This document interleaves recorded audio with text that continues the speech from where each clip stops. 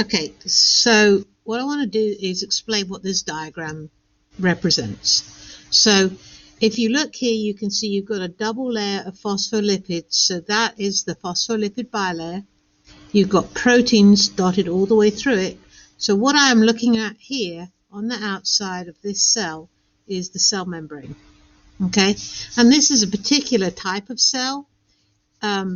We always talk about white blood cells and how they fight disease. Well, there are lots of different types of white blood cells, and this one in particular is called a phagocyte. Okay, phagocyte, and it has one job. Okay, and its one job is to find pathogens, things which shouldn't be inside the cell or inside an organism, such as here. This would be, for example, a bacteria cell. Okay, this should not be inside an organism. This is a white blood cell, a phagocyte, and its job is to destroy this. Now, how it does that is it basically swallows up the bacteria, and inside a phagocyte there are lots of these things. This is a membrane-bound organelle. You can see the phospholipid bilayer there again. And this membrane-bound organelle happens to contain lots and lots of enzymes which we know break down materials. So, based on what we've already studied about cells, a membrane-bound organelle that contains enzymes for breakdown of waste materials is a lysosome. Okay, so the next bit that I'm going to explain to you, you're going to see little elements of cell membranes, and you're going to see lysosomes, and you're going to see bacteria, and you're going to see how this bacterial cell gets into the white blood cell, how the enzymes in the lysosome destroy the bacteria, and how the phagocyte, the white blood cell, spits everything, all the waste material, out again to be removed from the organism.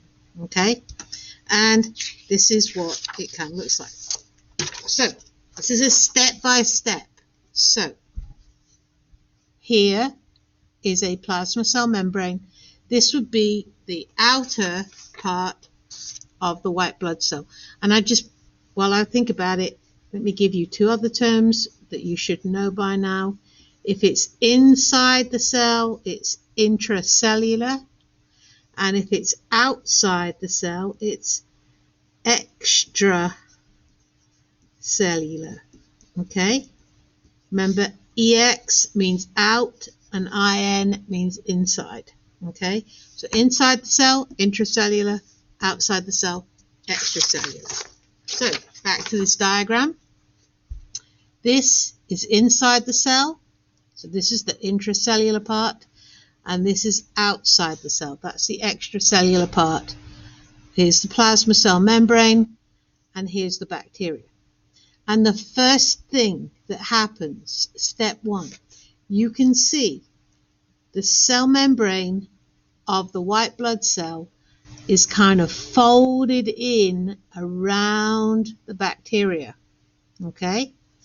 And what happens then is these two parts here of the cell membrane fuse together and kind of pinch off, so that what we actually form here is an entirely separate part of cell membrane, and this is what's known as a vesicle.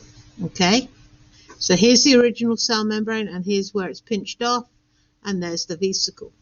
Now you'll notice the next step, along comes this thing. What do we say this was? We said this was a lysosome containing enzymes. You can see all the enzymes there.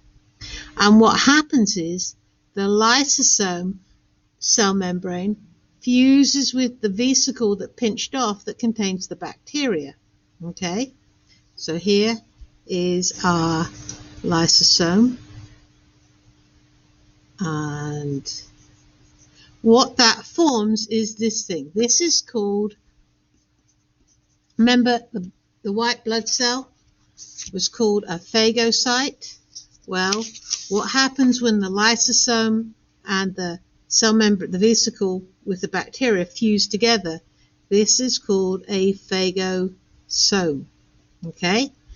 And they fuse together, and then what can happen is this: see all the enzymes?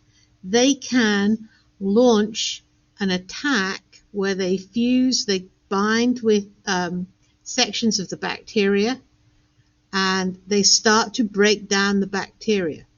So you can see all the bacteria particles here are just getting broken to pieces. Okay, they break down the cell. So these enzymes here would be specific to parts of the bacteria and would cause it to get broken down. So what we ultimately then end up with is this. We end up with the phagosome contains all the busted up, broken down bits of the bacteria cell and the enzymes. And you'll notice the enzymes, because they're enzymes and they're biological catalysts, they are not changed or destroyed or damaged by breaking down the bacteria. And the phagosome, what it does is it fuses with the cell membrane, the outer cell membrane of the white blood cell, okay, the phagocyte. It fuses here, and then it opens up, and so now all the remaining dead bits of destroyed bits of the bacteria cell, when the get released, so these will get released back in to the extracellular part of the cell, and so they can be removed in the circulatory system and removed as waste. And so you can see here, there's the remaining enzymes that were not changed. So, quick recap. Here is the cell membrane, here is the bacteria. The cell membrane of the white blood cell engulfs the bacteria to form, where it pinches off, to form a vesicle. The vesicle fuses with a lysosome that contains enzymes. The lysosome then releases the enzymes which break down the bacteria. The cell membrane of what's now called a phagosome fuses with the outer cell of the white blood cell and releases the broken down remains of the bacteria. When it's taken into the cell, so write this part here, this is called endo. Remember, endo means inside, cyto means cell. So endocytosis is when things are taken into the cell.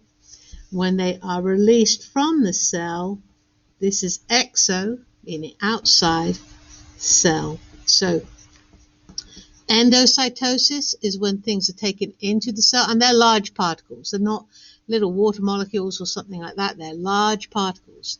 Endocytosis, taken into the cell. Exocytosis, released, removed out of the cell. Okay? I hope that makes sense. I hope it was helpful.